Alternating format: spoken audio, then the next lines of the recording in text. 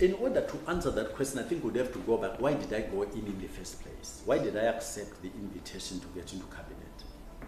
It's a very good, the question you asked earlier on, what do I aspire to do? And I told you to make a difference to other people's lives.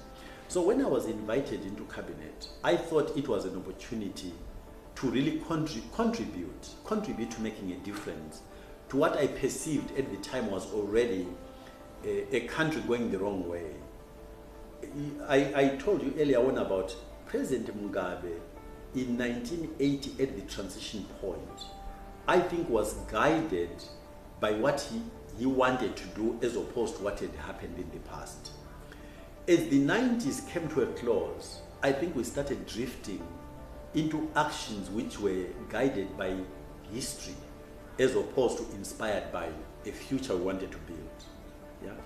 So for me, the invitation was attractive because I thought I was being invited to participate in creating that future which would make a difference to Zimbabwean lives. When I got into cabinet, very quickly it appeared to me the tensions in the country and in cabinet, in the top team, were beginning to shift our focus much more to being guided by what had happened.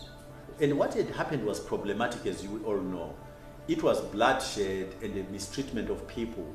And at the minute we began to be guided in terms of our plans and executing those plans by almost like a revenge mentality, I felt I just could not contribute the way I wanted to contribute to creating a country that was different, fundamentally different from that past. So you can see the contradiction. I was attracted in to make a difference, and when I got in, it became clear that's not the direction we're headed in. We're now headed in almost like driving a car but looking in the rearview mirror. And I knew then that I had no role to play. I spent something like 1.5 to 2 hours on a one-to-one with President Mugabe the day I left, explaining.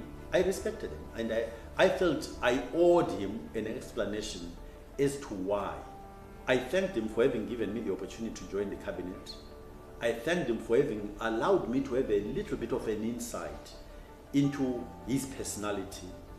And I know this is controversial. I still maintain that actually President Mugabe did care about Zimbabweans. But I think where he fell short would be in the areas of management, managing people, giving them guidance, making it clear what his own intentions were, and guiding his team towards that. I think he allowed bad people within his team to completely divert the agenda.